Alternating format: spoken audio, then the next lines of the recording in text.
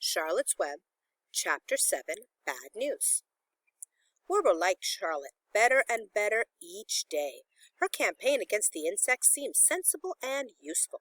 Hardly anybody around the farm had a good word to say for a fly. Flies spent their time pestering others.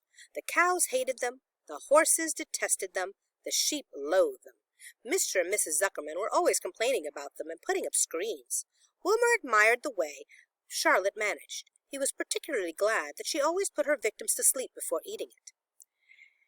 "It's real thoughtful of you to do that, Charlotte," he said. "Yes," she replied in her sweet musical voice. "I always give them an anesthetic so they won't feel pain. It's a little service I throw in." As the days went by, Wilbur grew and grew. He ate 3 big meals a day. He spent long hours lying on his side, half asleep, dreaming pleasant dreams. He enjoyed good health, and he gained a lot of weight. One afternoon, when Fern was sitting on her stool, the oldest sheep walked into the barn and stopped to pay a call to Wilbur. "Hello," she said. "Seems to me you're putting on weight." "Yes, I guess I am," replied Wilbur. "At my age, it's a good thing to keep gaining." "Just the same, I don't envy you," said the old sheep. "You know why they're fattening you up, don't you?" "No," said Wilbur. "Well, I don't like to spread bad news," said the sheep. "But they're fattening you up because they're going to kill you. That's why." "They're going to what?" screamed Wilbur. Fern grew rigid on her stool. "Kill you. Turn you into smoked bacon and ham," continued the old sheep.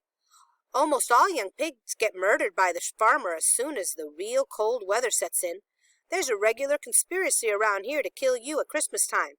Everyone's in the plot. Lurvy, Zuckerman, even John Arbel." "Mr. Arbel?" sobbed Wilbur. "Fern's father?" "Certainly. When a pig is to be butchered, everybody helps.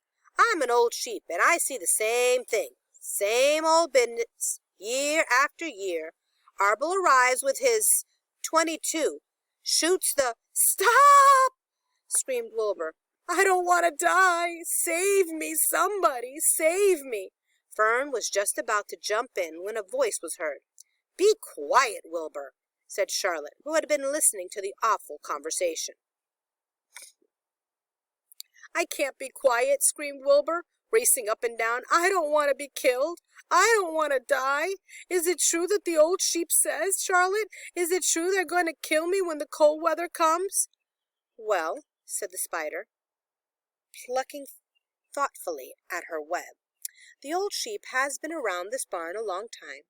She has seen many a spring pig come and go. If she says they plan to kill you, I'm sure it's true. It's also the dirtiest trick I've ever heard of. What people don't think of." Wilbur burst into tears.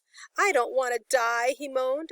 "I want to stay alive, right here in my comfortable manure pile with all my friends. I want to breathe the beautiful air and lie in the beautiful sun."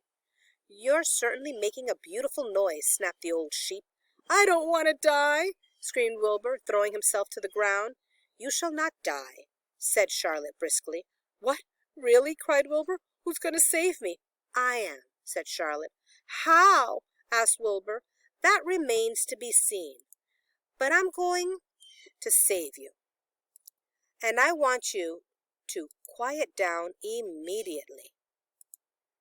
You're carrying on in a childish way. Stop your crying. I can't stand hysterics."